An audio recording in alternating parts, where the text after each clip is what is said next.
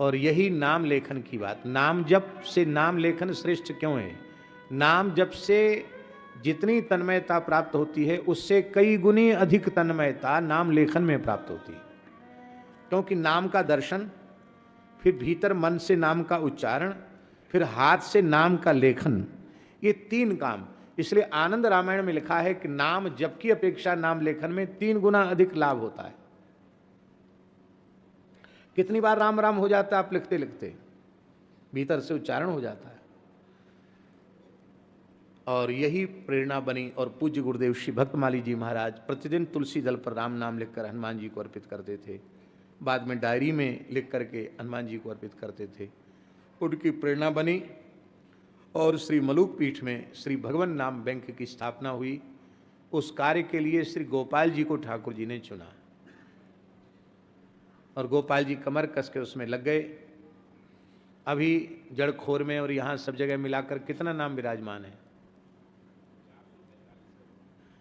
4 अरब 45 करोड़ नाम हस्तलिखित विराजमान हैं और अभी भी हजारों की संख्या में लोग नाम लिख रहे हैं। और अब तो श्री ठाकुर जी ऐसी कृपा कर रहे हैं कि जैसे पूरे विश्व का अद्वितीय अनुपम श्री राम मंदिर अयोध्या में बना है, ऐसे ही अयोध्या में भगवान नाम मंदिर भी विराजमान होने वाला है। अब ठाकुर जी कब उसे प्रकट कर देंगे तो ठाकुर जी ही जाने। एक जगह गाडोदिया जी ने दी है, गाडोदिया जी बैठे हैं, आपने ही तो दी है, ये आपने दी है। उसमें तो बनाने का भाव है, लेकिन वो थोड़ी छोटी जगह, थोड़ी और बड़ी जगह हो तो उसका भी प्रयास चल रहा है। वो पूर्ण हो जाए तो ये जगह भी उस जगह में काम आ जाएगी। और दास का ऐसा विचार है कि विश्व में सर्वाधिक संख्या में भगवान नाम की प्रतिष्ठा वहाँ हो और एक ऐसा अनुपम अद्वितीय मंदिर बने जहाँ केवल नाम की परिक्रमा, नाम कीर्तन, नाम की प्रधानता, केवल भगवान नाम ही हो वहाँ। हाँ, वो रिजर्व बैंक, रिजर्व बैंक वहीं से सब बैंकों को पूरे विश्व में शाखाएं फैलेंगी। वो रिजर्व बैंक होगा, वहाँ अरब खरब नाम वहाँ विराजमान रहेगा, खरबों की संख्या में नाम विराजमान रहेगा। नाम का ही पूजन, नाम का ही उत्सव, नाम की ही आरती। संसार चक्र से, अविद्या माया से, विकारों से, कली के दोषों से मुक्ति उसी की होगी जो हरिनाम का अनन्य भाव से आश्रय लेगा। और सब साधन करे किंतु नाम साधन पर जोर न हो तो सब कुछ किया कराया भी व्यर्थ हो जाएगा। और कुछ बने न बने, केवल नाम के प्रति अपना संपूर्ण समर्पण हो तो बिना ज्ञान कर्म, बिना ज्ञान योग, बिना कर्म योग, बिना भक्ति योग के केवल और केवल नाम योग से वह जीव अविद्या माया से मुक्त हो जाएगा, संस्कृति के चक्र से छूट जाएगा। ये तात्पर्य है भगवान शिव के कहने का कि मुक्ति रूपी स्त्री के सौभाग्य का द्योतक है राम नाम, उनके कुंडल हैं श्री राम नाम। और कैसा है? मतलब यह है कि विधवा के समान वह अदर्शनीय, अशोभनीय है मुक्ति जिसमें श्री राम नाम न हो। तात्पर्य है कि इसलिए साधक को प्रत्येक अवस्था में नाम का रटन करना चाहिए। अब राम नाम, कृष्ण नाम, हरि नाम में कितने वर्ण हैं? 2। हरि, कृष्ण, राम, 2 वर्ण हैं। ये 2 वर्ण क्या हैं?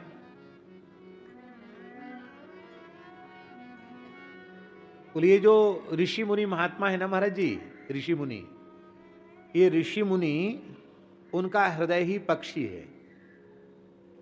ऋषि मुनियों का, वैष्णवों का, प्रेमियों का, रसिकों का, संतों का हृदय माने अंतःकरण यही पक्षी है।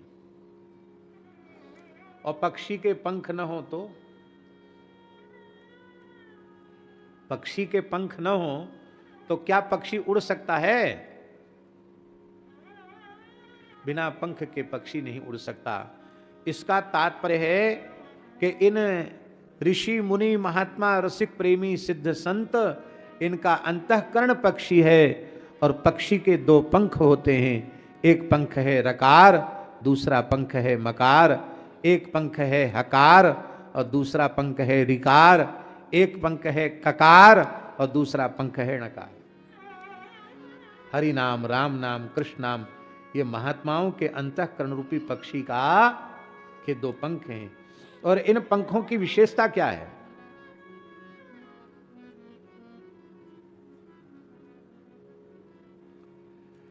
इन पंखों की विशेषता यह है कि जब महात्माओं का अंतःकरण रकार मकार रूपी दो पंखों से युक्त उनका हृदय रूपी पक्षी हो जाता है, तो इस पक्षी की उड़ान सामान्य नहीं होती। ये पक्षी सीधे गोलोक तक उड़ के जाता है, ये पक्षी सीधे साकेत तक उड़कर जाता है, ये पक्षी सीधे वैकुंठ तक उड़ करके जाता है। इसका तात्पर्य है महात्माओं का अंतःकरण रूपी पक्षी रकार मकार दो पंखों को लगा करके श्री ठाकुर जी के चरणों तक की उड़ान भर लेता है। इसका तात्पर्य है हम अपने अंतःकरण रूपी पक्षी के दो पंख लगाना चाहते हो तो श्री राम नाम, श्री कृष्ण नाम, श्री हरि नाम का आश्रय हम लोग ले लें।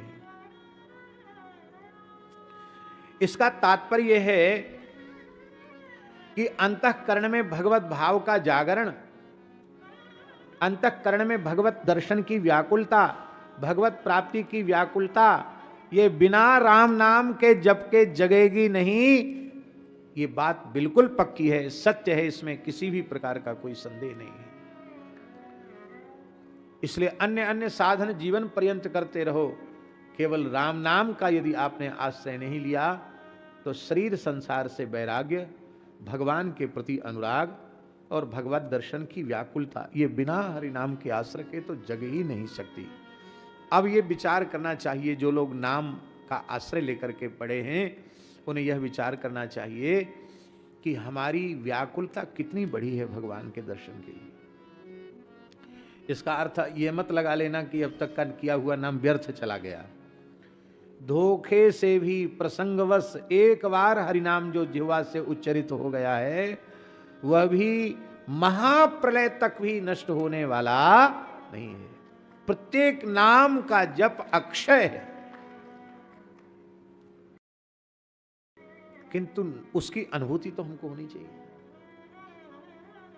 अनुभूति कैसे होगी?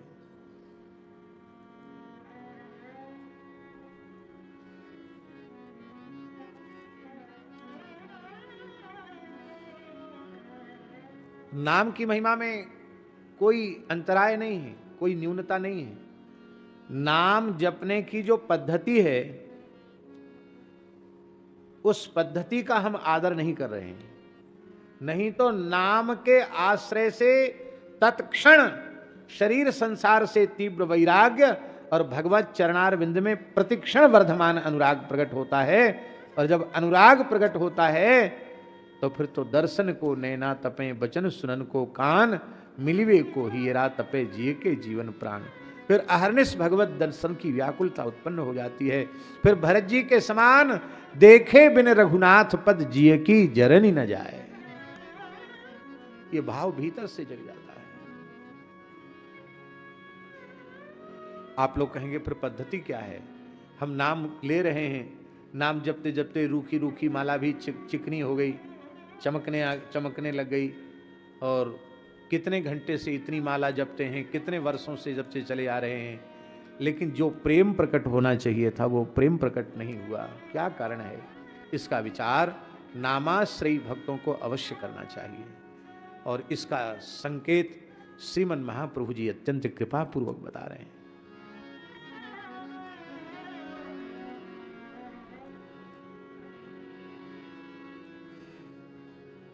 नाम से प्रेम प्रकट हुआ, ये अनुभव कैसे हो?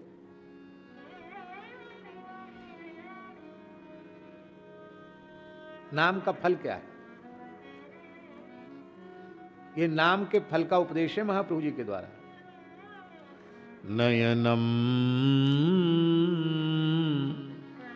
गलदश्रुधारया वदनम गदगद रुद्धया गिरा। पुलकैर निचितम बपुः कदा,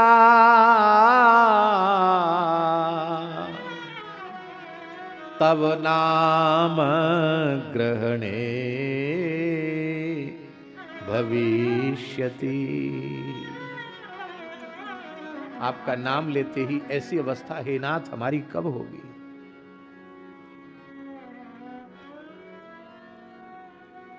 जिन पूज्य श्री काश्मीरी बाबा जी महाराज, प्रेम भिक्षु जी महाराज के पूज्य गुरुदेव का ये तिरोभाव उत्सव हम लोग यहां बैठकर मना रहे हैं। वो नाम संकीर्तन करते थे, राधा नाम संकीर्तन करते थे, उनके रोम कूपों से रक्त निकलने लग जाता था। ऐसी प्रेम की उत्कट दशा उनके शरीर में प्रकट होती थी। हम उनसे यही मांगे कि हे प्रेमावतार, हे श्री प्रेम मूर्ति, नाम प्रेम की एक सूक्ष्म कणिका हम लोगों को प्रदान कर दें। हम लोगों का वृंदावन वास सफल हो जाए, हम लोगों का मनुष्य जन्म सफल हो जाए। हे नाथ, हमारे जीवन में वह भाग्यशाली क्षण कब आएगा जब नयनम गलदश्रुधारया, आपके नाम का उच्चारण करते ही हमारे नेत्रों से अविरल अश्रु प्रवाह चलने लग जाएगा। बदनम गद गद रुद्धया गिरा, हृदय प्रेम से इतना द्रवित हो जाएगा कि हृदय भर आएगा, कंठ भर आएगा, भर्राए हुए कंठ से नाम निकलेगा।